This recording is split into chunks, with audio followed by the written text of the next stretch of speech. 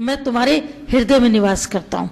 लेकिन जिस व्यक्ति का हृदय एकदम साफ हो जाता है, भगवान उसमें से एकदम साफ दिखाई देते हैं। रामकृष्ण परमहंस ने इसको अच्छे से डिफाइन किया है। एक जगह पर रामकृष्ण परमहंस की बहुत बातें निकली हैं, तो पहले की सुनी सारी बातें भी याद आ रही हैं कि रामकृष्ण परमहंस ने कैसे इस बात को डिफाइन किया। बोला जैसे जब सूर्य निकलता है तो इसका प्रकाश हर जगह पर अलग अलग पड़ता है। जब ठंडे पानी में पड़ता है तो कहते हैं कि सूरज इसमें है, लेकिन बिल्कुल ठंडा पानी, ठंडा है, घड़े का पानी शीतल है, लेकिन सूर्य उसमें है। उसमें तुम केवल ये बोलोगे कि सूरज है, ये प्रतिबिंब में दिखाई दे रहा है कि ये सूरज का प्रतिबिंब है। लेकिन सूरज की गर्मी और धूप दोनों चीजें हैं सूरज में। एक तो उसमें तेजी है, दूसरा उसमें रोशनी है। न तो उसमें तेजी है न तो उसमें रोशनी है। जो प्रतिबिंब घड़े में पड़ रहा है उसमें केवल सूर्य का अस्तित्व मात्र है, लेकिन न तो उसमें सूरज की गर्मी किसी को मिल रही है और न सूरज की तेजी मिल रही है, दोनों नहीं मिल रहे। फिर सूर्य का जो अक्स है ये जब दीवार पर पड़ता है तो तुम देख करके ऐसा पहचान लेते हो, देखो सूरज निकल आया, धूप निकल आई है। यानी सूरज का अक्स जब धरती पर पड़ा तो तुमने उसको क्या बोला कि ये धूप निकल आई है तो सूरज का अक्स। सूरज तुमने देखा भी नहीं, लेकिन धूप तेरी खिड़की के अंदर आ गई और तुम समझ गए कि धूप निकल आई है, मतलब तो सूरज इस वक्त में बाहर अपने पूरे वेग के ऊपर है। फिर तीसरा सूरज का प्रतिबिंब पड़ता है तुम्हारे शीशे के ऊपर, जिसमें तुम अपनी शक्ल देखते हो, मिरर ग्लास। उसको आतिशी शीशा कहते हैं।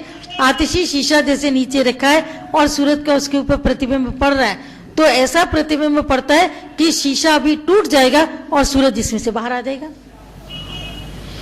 तीनों में अक्स पड़ रहा है, लेकिन तीनों जगह पर अलग अलग है। एक में सूरज बिल्कुल ठंडा है, एक में सूरज की तपिश है, लेकिन उसकी कोई प्रचंडता नहीं दिख रही है, लेकिन शीशे के भीतर में गर्मी भी है और उसका अग्नि की तरीके से तुमको लगेगा जैसे कोई आग का गोला है जो अभी मेरे ऊपर आकर के पड़ेगा।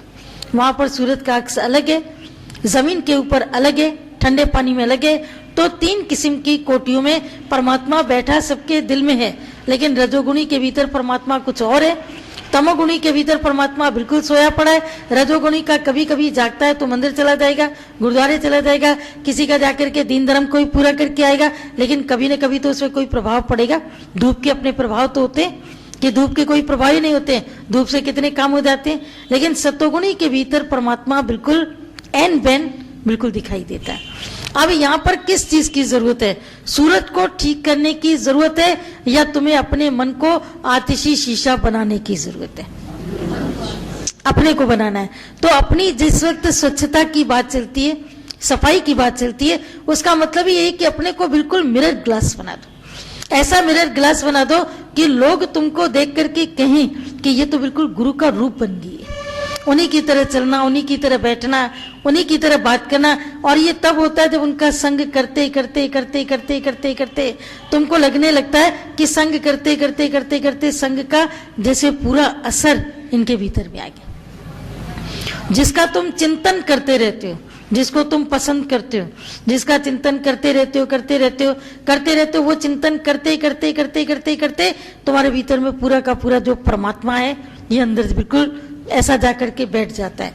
तो जो भी काम करना है सत्संग में आने के बाद में, केवल एक काम करो, अपने भीतर की गलतियों को बड़े दिल से स्वीकार करो। जो गलतियां जीवन में होती जा रही हैं उनको दूर करना चाहते हो अगर दूर ही नहीं करना चाहते, बंद करके नकाब पोश में बैठना चाहते हो, तब तो उसका तुम्हारे कोई भी इलाज हो ही नहीं सकता है। उसका इलाज कोई भी नहीं कर सकता है। तुम डॉक्टर के पास टेबल पर बैठ जाओ, सामने जो उनका स्टूल रखा रहता है, डॉक्टर साहब मेरी पल्स बिल्कुल ठीक चल रही है। अच्छा, बीपी देखता हूँ, डॉक्टर साहब मेरा बीपी बिल्कुल ठीक है।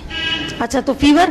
बोला डॉक्टर साहब टेम्परेचर तो मुझे रहता नहीं है, शुगर मुझे है नहीं, बीपी है नहीं, मुझे कोई प्रॉब्लम नहीं है। डॉक्टर बोलेगा उठो इधर से, मेरा टाइम क्यों वेस्ट करो। अगर कोई बीमारी नहीं है तो डॉक्टर के पास आए क्यों? तुम गुरु के पास में आते हो लेकिन अपनी कोई बीमारी अंदर की नहीं बोलते। अंदर की बीमारी जिस दिन तुम क्लियर करो, सत्संग में तुम आते हो, सब आते हो। सत्संग में जब तुम आते हो तो आने का मकसद ये कि अपने भीतर की बीमारी को डिस्क्लोज करना। तुम अपने को ढकते हो और जैसे हम तुमसे पूछते द्वेष है, नहीं कोई द्वेष नहीं। तुम गुरु के घर जाते हो, हाँ जी हम अपने गुरु, पहले सोचो तो सही गुरु के घर कैसे जाते हो। अगर गुरु के घर जाते हो तो गुरु के घर जो कोई जाता है वो कितना मान सम्मान शांति से बैठेगा, आराम से बैठेगा, कहीं भी ऐसा हलचल नहीं करेगा, कोई टोका टाकी नहीं करेगा, कोई कंसर्नशिप नहीं रखेगा, साफ सुथरे तरीके से रहेगा। अपने घर में तुम ऐसे रहते हो? अगर तुम्हारा घर गुरु का घर है, तुम बच्चों से ज्यादा खटपट नहीं करते हो, तेज आवाज में बात नहीं करते हो, इधर उधर की बातें नहीं करते हो, राग द्वेष नहीं करते हो। अगर नहीं करते हो तो तुम गुरु के घर जाते हो। मुंह से केवल बोल देने से ज्ञान नहीं होगा। जितना तुम्हारा मुंह चलता है उससे ज्यादा अगर तुम्हारा मन चले पूरी गहराई के अंदर तो तुम्हारा मुंह चलेगा। ऐसा नहीं कि मुझसे जवाब नहीं दोगे, जवाब दो, लेकिन ऐसा जवाब दो जिसमें तुम्हारी बिल्कुल सच्चाई झलके कि नहीं घर में जाते भी मन चलता है। कोई ना कोई बात में किसी का फोन, किसी की बात, किसी की बीमारी, किसी का उठना, किसी का बैठना नहीं अच्छा लगता है जब, तो उसमें मन चलता है। उस मन के चलने का नाम ही तो अज्ञान है। मन को रोकना एक काम है, कर्म योग हो गया। मन को रोककर परमात्मा में लगाना, उसको ज्ञान का दर्शन कराना, फिर उससे परमात्मा की भक्ति के कार्य कराना, निष्काम कर्म, ये भी बहुत आवश्यक है। इतने काम तुम्हें अपने मन से कराने पड़ते हैं। तो केवल सुनना सुनाना नहीं है, बल्कि अपने आप को ठीक भी करना है। ये उस दिन दादाजी के कुछ चल रहे थे दोहे, 3-4 तो हमने उस दिन पढ़े थे, फिर से एक बार पढ़ दे रहे। इसमें था कि है सार गीता का यही, सब धर्म तजना चाहिए, मन वाणी कर्म से सदा दृष्टा बनना चाहिए। सर्वधर्मान परित्यज्य सर्व कर्मान् सन्निध, कि जितने भी तुम्हारे कर्म धर्म है उनको छोड़ देना चाहिए। तो लोग समझते हैं कि इसका मतलब हम पाठ पूजा छोड़ दें, हम हिंदू है तो हिंदू धर्म छोड़ दें। जहां पर धर्म शब्द है वहां पर इंद्रियों के धर्म, इंद्रियां जो कर्म कर रही है, जो धर्म कर रही है, इंद्रियों के धर्म क्या? आंख का धर्म क्या है? देखना। कान का धर्म क्या है? सुनना। पांव का धर्म चलना। हाथ का धर्म सेवा करना। इंद्रियों के धर्म छोड़ने चाहिए। अर्थात इंद्रियों के धर्म कर्म मैं नहीं करता हूं, ये इंद्रियां अपने गुण के अनुसार अपना वर्तन खुद कर रही हैं, लेकिन मैं किसी कर्म का करता नहीं। जो इस प्रकार से तुम्हारे भीतर में कर्म के कर्तापने का जो त्याग है ये हो गया। और स्वधर्म में रहना चाहिए। स्वधर्म क्या है? मैं आत्मा, मैं सच्चिदानंद स्वरूप, मेरा कहीं आना जाना नहीं है, ये शरीर का हिसाब किताब ऑटोमेटिकली दुनिया के भीतर में चल रहा है, ये स्वधर्म है। फिर आगे कि करने न करने में कभी उलझना नहीं चाहिए। कर्ता कर्ता कौन है ये सम्यक समझना चाहिए। कर्म या कर्म का त्याग अज्ञान है। बोला न तो कर्म का त्याग नहीं करना है कि तुम सोचते हो कि हम कर्म का त्याग करें, ये अज्ञान है। लेकिन कर्म का त्याग नहीं करना है, कर्म के फल का त्याग करना है। कर्म का फल हमेशा अच्छा निकलेगा, मीठा निकलेगा, ये कोई जरूरी तो नहीं। कभी अच्छा मिलता है, कभी अच्छा नहीं भी मिलता है। दोनों ही बातों में समरस हो जाओ।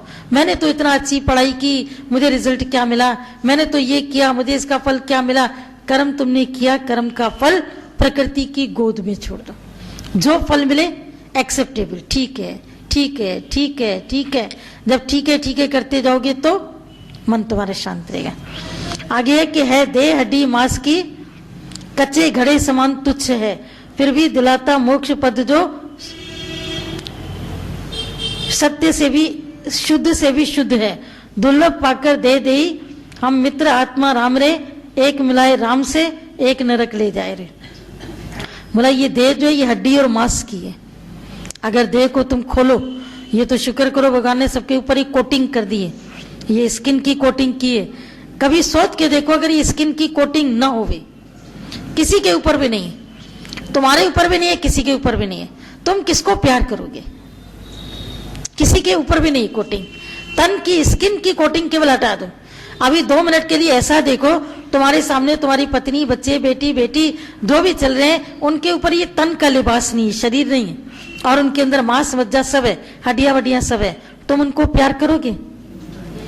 मन करेगा? तुम्हें कोई प्यार करेगा, इज्जत देगा? क्या होगा? वहीं के वहीं बिल्कुल तुम शांत हो जाओगे।